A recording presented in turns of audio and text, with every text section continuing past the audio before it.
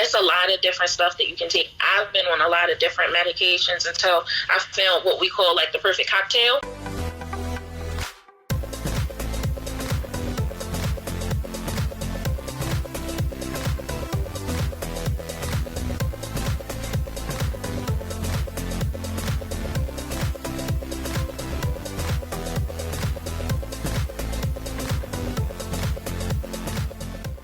We need you to do 3 important things. We need you to like, comment, and subscribe.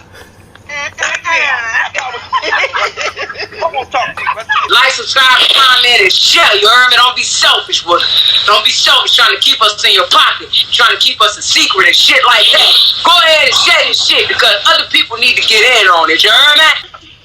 You know, if someone had issues with, like, let's talk about, like, medication that, you know, that's taken when you're diagnosed with bipolar. This disorder, right? Is it bipolar disorder? Okay, because I want to be sure that I'm using the proper terms for your diagnosis. But what if they don't like the medication? Is it something that they can just kind of, you know, stop taking without risk, or is it something like, is the medication really needed, and would it have to be by the doctor's order for them to, you know, discontinue taking it because they don't like the way it makes them feel?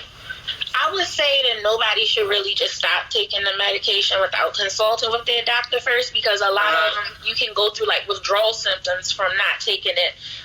Like even Lamictal, which is something that I take, you can get a rash from it. So I wouldn't say to just stop it cold turkey. And there's a lot of different medications out there now. Like, it's not like the 80s or whatever where they just throw one pill at you and you gotta live with it. It's a lot of different stuff that you can take. I've been on a lot of different medications until I found what we call like the perfect cocktail. And now I have something that doesn't give me any side effects. But before I've dealt with it personally. I've had medications that made me throw up as soon as I take them, or made me feel like I was in a daze all the time. But if you're on something that works for you, like you just can't give up until you find something that works for you. And medication isn't for everybody, so I don't say that's something you have to do. But you just really have to find what works for you, even if it's just going to therapy instead. Right. Because personally, I don't like to consume medicine. You know, I'm more of a natural person, you know. But I feel like if it helps balance me, you know, health-wise, it's important, you know. So even though I don't like to take it, I would if I needed to, you know. So I get it. You know, all right, bipolar bitch in the building, y'all. Y'all make sure y'all go follow her. Yeah, lit. All right, so if you had all the power, money in the world, what would you do to help the people with mental illness? What would you help people with mental illnesses? Most definitely. The first thing I would do is help deal with the homeless crisis, because a lot of homeless people do suffer from mental illnesses. And then, like, I would definitely create some type of resources for them. And then I would want to make mental health services more accessible and work to normalize getting help, because your brain needs to be healthy just like the rest of your body. Nice. Okay. So we got CJ in the building, bipolar bitch with a big old heart. Yes. With it, you heard me? Bipolar bitch with a big old heart. I love it. So what's the toughest part about being bipolar? Not knowing what the next day is going to be like, because I might be soaring high, like, great one day, and then the next day I'm just down, or it could be the opposite, like, the one day I'm fine, and then the next day I can't sleep, and I'm up at like 3 o'clock in the morning cleaning or shopping, doing like online shopping, blowing money I know I'm not supposed to. Now that I'm on medication, it's more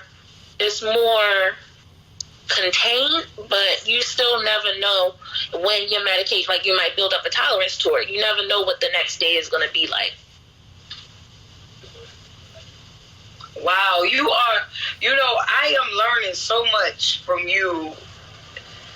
And I'm learning that I think that I probably have a lot of bipolar people around me. Yeah. Just from how you're describing me, I'm not a doctor, but from the symptoms and what you go through personally, because see, some people have the misconception that, like, when I think of a person being bipolar, I think of two different people. Mm-hmm. I think of a person who can switch on, switch off at any point. You understand what I'm saying? Yeah, I do.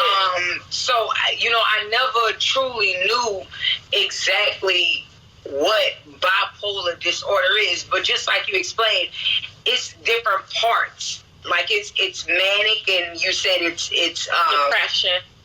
depression. Mm-hmm. It's like different things that you go through being, diagnosed with bipolar disorder. Yeah.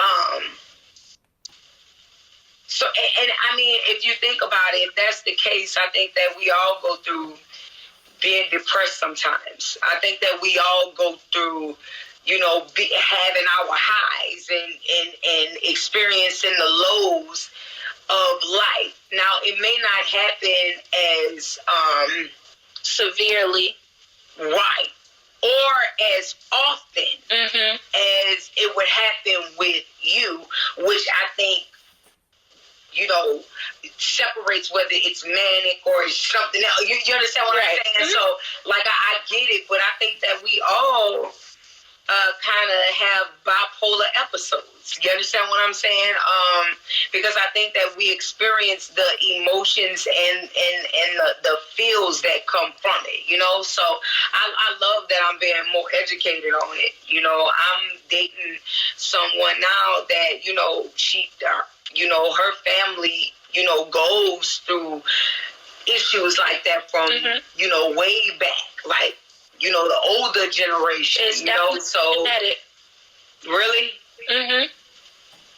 And I have a history of, I'll just say, undiagnosed mental health issues in my family. So it's worked its way down the line. Like, my mom, though, she's more into getting help. So she's been diagnosed with depression herself. So it wasn't too far off for me to have some type of issue as well.